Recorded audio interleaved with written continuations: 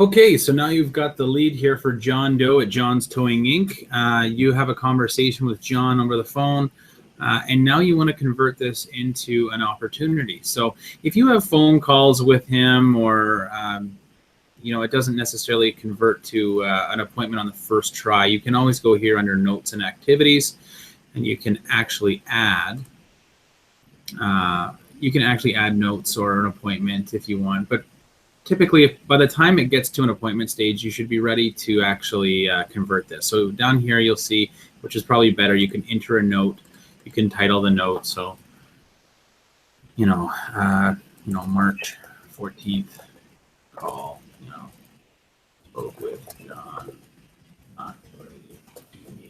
Whatever that looks like, that'll get saved in there as a note. So then once you're ready to convert it, you'll be able to look back at what you've discussed with him so far. So let's assume John has decided, okay, let's get together. So what you want to do is you want to go up here to the top, and you've got two options here, qualify and disqualify. If John said, you know what, I'm not interested in sitting down, I'm happy with my current provider, we're not going to move forward with you, then you can disqualify the lead.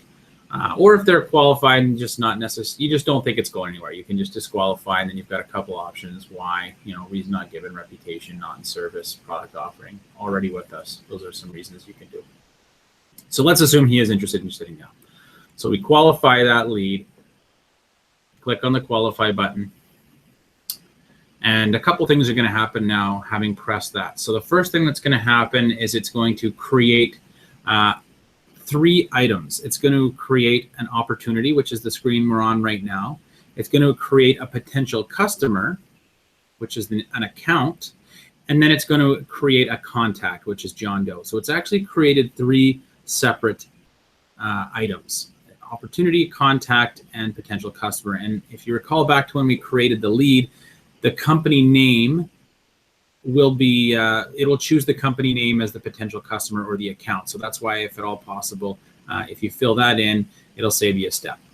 So now a couple things it's going to ask is which office are you, of course. In this case, we're in Calgary. Enter the appointment source. So it's a cold call. Lead source, you could say, if it was a cold call, or if you got it from a trade show. In the case we've had here, it's a trade show, so you want to put that in there.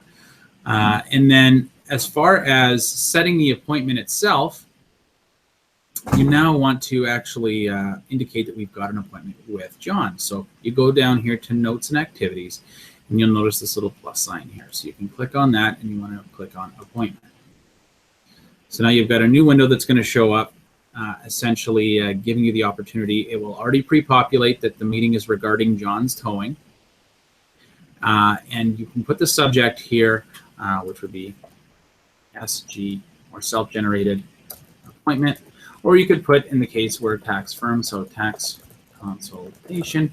Now, the location, you can actually put the address in there, which was 123 Fake Street in Calgary. And then, of course, you want to set the date. So let's assume that he said we would be able to sit down on Thursday at 5:30 p.m. Of course, you want to increase the time of meeting to at least 2 hours. I use 2 hours as my go-to amount of time for an appointment. I'm typically in and out in an hour or an hour and 15 minutes. However, if they do decide to proceed with our services, you want to give yourself at least 2 hours.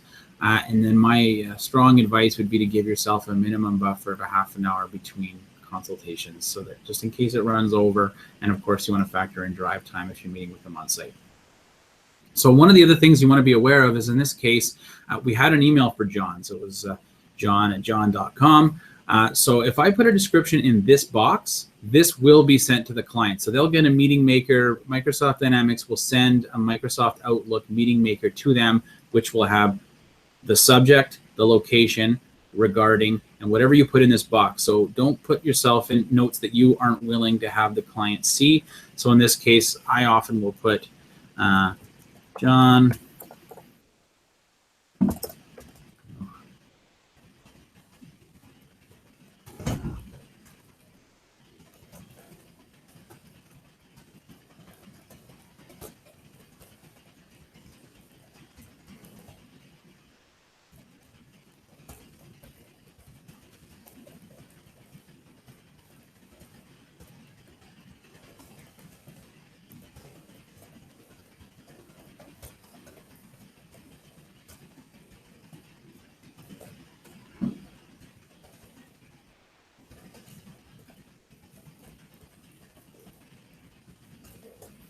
So that's essentially what the client's going to get, and it'll show up as a meeting maker. Sometimes I'll even forget the software sends it out, and I'll often be surprised when they accept it. It comes back as an accepted meeting request. So it's a nice little feature of the program.